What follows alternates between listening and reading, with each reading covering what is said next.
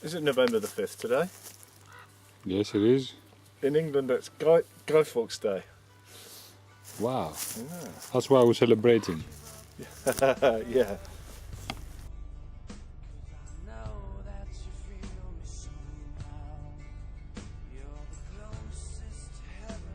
One of our guests, an Aussie journalist, was in Kalamata in 1986 after the earthquake, but had been unaware of it. And he thought, gosh, these people in Kalamata, they're incredibly generous to their gypsy community. They allow them to camp in central squares, they provide water, they provide communal cooking facilities, but it was the aftermath of the earthquake.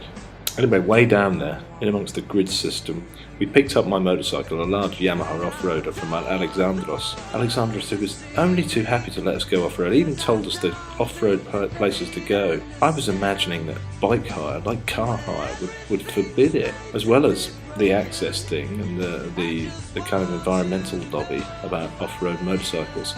There's the damage that you're likely to do to a motorcycle.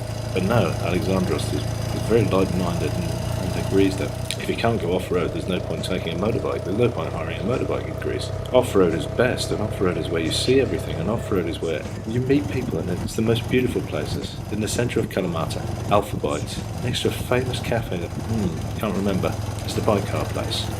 And for 35 euros a day, you can hire his biggest off-roader, the Yamaha XT660, and just take it off-road. It's great. And if you were taking your own bike, 35 euros a day, just the tyre wear and the chain wear itself would probably cost you that. And all the cleaning you'd have to do after a day in the grit. Up in the forest though, you can imagine what it was like in 2007 during the fires. Parts of the forest are unaffected and they're just so beautiful. You're seeing the autumn colours. For the first time, it does feel like autumn in Greece. November the 5th, the 6th. It feels there is a bit of a chill in the air, particularly up in the mountains, and you're seeing autumn colours. But every now and then you come across the devastation as the fire just took everything in its way, and mostly the emergency services were able to save villages. So you'll find utter devastation where the fire ravaged through, and then a village that is unaffected, or was unaffected by the fires. But people died up there. Lots of people died, and lots of people died in their cars. People thought, well, the fire's there, I only need to get down to there. And so they got in the car. But of course the car needs oxygen, so driving through the fires, the engine stopped, and I think there was about 68 people died in and around the Peloponnese during the fires, and most of them died in their cars trying to escape the fire. They just thought, if I drive fast enough, I'll just get through it. But as soon as you get in the middle, your car stops because there's no oxygen. There's no oxygen for the internal combustion engine. A friend of ours was on a motorcycle catching a ferry in Patras during the fires, and as he went through a part of the Peloponnese where the fires were raging, the bike just went really badly, and he wasn't that near the fire, but there was just no oxygen left. Anyway, up to the villages. Kind of happier times, maybe, and taken to the hills on an off-road bike. When did you leave the village to go to? You were born in the house. 54.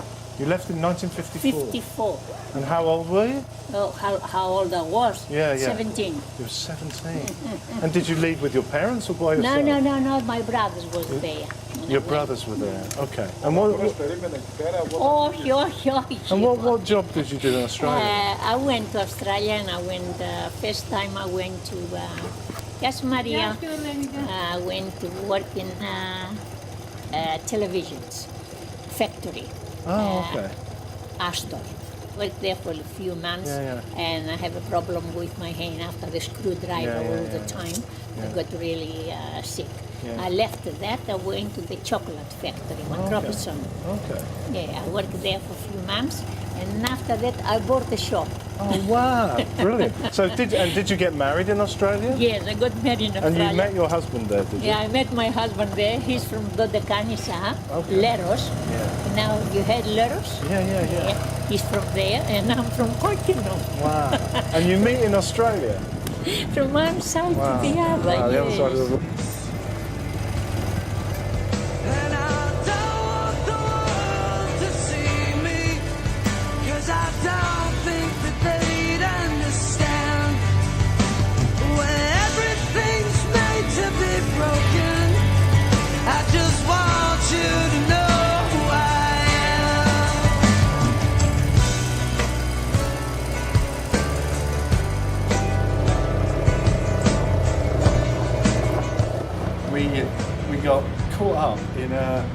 bicycle race, but no one cared. It was wasn't it amazing? And we went through the checker flag, you know, like the end of the race. And it was a bicycle race, and we saw many people that we know. Είχε ποδηλατικό αγώνα Ναι. και τελειώνει και άριζε σε αφετηρία και τέρμα στο τουριστικό.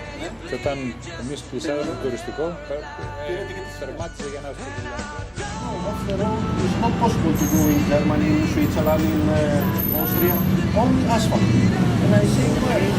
It's crazy because the mountains is For all the people. Yeah. For all the people. And with the feet, and with the bike, and with the motorbike. And if don't go off the road, for me, the motorcyclist, I lost the 50% of the leisure. Because all the beautiful is off the road. It is. And in the road. But you see the cars coming over here, they're very slow. But the roads that we went on, the monastery that we saw today, the churches that we saw, the church we saw yesterday, you can't see this anymore. Because the road, the roads, you only see it on the motorbike. And if you want to see it on foot, you need 2 weeks. Exactly. Best days I've had. Best days I've had. It was really good. Lovely, perfect.